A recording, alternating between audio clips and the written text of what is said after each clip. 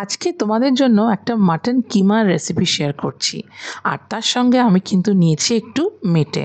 এখানে 750 গ্রামের মতো মাটন কিমা আছে আর নিয়েছি 200 গ্রামের মতো মেটে। আর এই রান্নার ইউএসপিটা হচ্ছে আমি এখানে কিন্তু একটাও গুঁড়ো মশলা ব্যবহার করছি না। তো চলো শুরু করা যাক।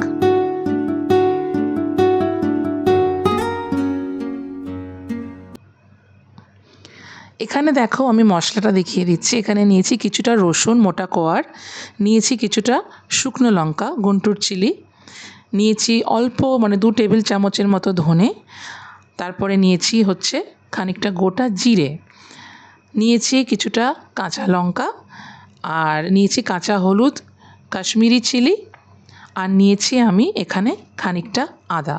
তো এই পুরো মশলাটা কিন্তু আমি একসাথে বাটবো যাতে তোমাদের কাজটা সহজ হয়। আমি ওই জন্যই এই রেসিপিটা শেয়ার করছি। আর আমি এরমভাবেই বানাই, আর আমার খুব অল্প সময়ে ভীষণ সুন্দর মাটন কিমা রান্না হয় বা মশলাটা খুব তাড়াতাড়ি হয়ে যায়।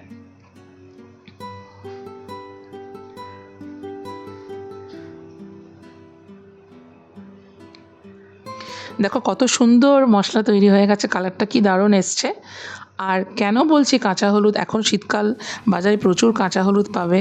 তো চেষ্টা করো কাঁচা হলুদ দিয়েই রান্নাটা করতে, কারণ যে কোনো গুঁড়ো মশলাতেই অনেক ধরনের কেমিক্যালস থাকে, যেটা আমি আমার বাড়িতে অ্যাভয়েড করার চেষ্টা করি। আর কাঁচা হলুদে প্রচুর গুণ আছে, কুরকুমিন আছে, যে কোনো ধরনের ইনফ্ল্যামেশন বলো বা অন্য কোনো ধরনের শরীরের ব্যাপারে কিন্তু সাহায্য করে।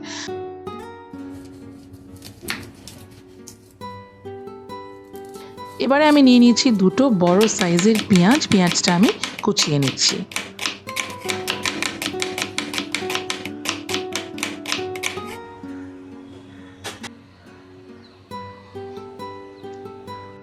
একটা বড় পাত্র নিলাম এবং এর মধ্যে দিয়ে দিচ্ছি খানিকটা সর্ষের তেল। সর্ষের তেলটা আমি নিয়েছি এখানে 5 টেবিল চামচ। দেখো বানাচ্ছি মাটন কিমা, একটু তো তেল বেশি লাগবেই, আমি সেই জন্য অন্তত 5 টেবিল চামচ দিয়েছি। যারা ওয়েট লসের জন্য একটু ওয়াকিবহল আছো, তারা অবশ্যই নিজেদের মতো বুঝে তেলটা দিও। খানিকটা দারচিনি, খানিকটা সাজিরে নিয়েছি, নিয়েছি খানিকটা এলাচ, একটা বড় তেজপাতা, 4টে লবঙ্গ, আর এখানে নিয়েছি বড় এলাচের গুঁড়ো। বড় এলাচটা মুখে পড়লে রান্নায় অনেক সময় ভালো লাগে না, ওই জন্য আমি গুঁড়িয়ে নিয়েছি। আমি এরকমভাবেই দিই, তোমরাও কিন্তু এরকমভাবে দিতে পারো।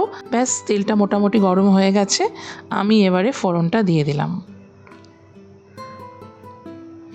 দিয়ে দিচ্ছি এবারে খানিকটা কুচনো পেঁয়াজ,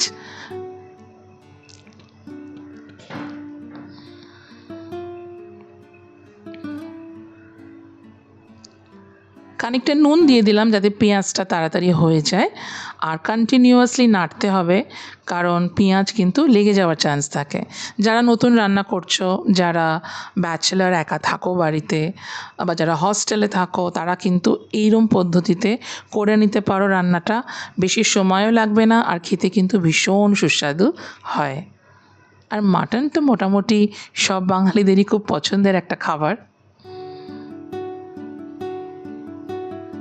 আঁচটা আমি একটু বাড়িয়ে দিচ্ছি, কারণ পেঁয়াজটা যাতে ভালো করে ফ্রাই হয়। তবে হ্যাঁ, অবশ্যই কন্টিনিউয়াসলি কিন্তু নাড়তে থাকবে। এবারে আমি যে মশলাটা করে রেখেছিলাম সেটাও দিয়ে দিলাম এবং কন্টিনিউয়াসলি আমি এটা নাড়ব।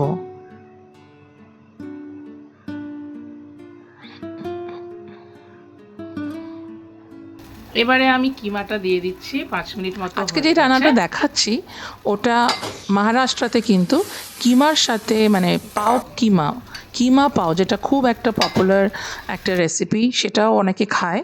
মশলাটা হয়ে গেছে দেখো, আমি এবার কিমাটাও দিয়ে দিলাম। আর এটা কিন্তু মেশিনে কাটা কিমা নয়, এটা কিন্তু হাতে কাটা হয়েছে। প্লাস এটার মধ্যে খানিকটা আমি ফ্যাটও নিয়েছি যাতে টেস্টটা আরেকটু ভালো হয়।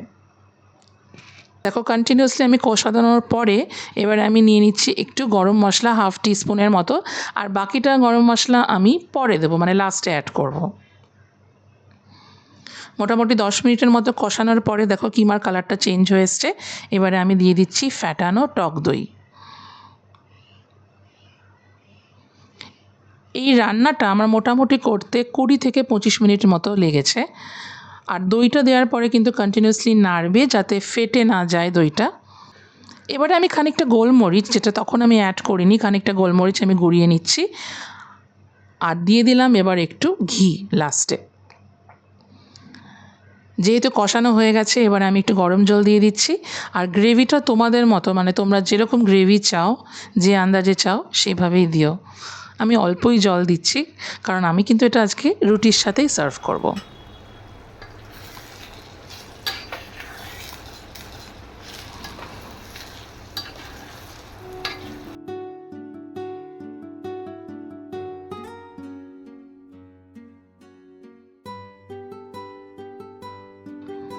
আমার গ্রেভি কিন্তু ফুটতে শুরু করে গেছে এবং মোটামুটি এটা শেষের দিকে।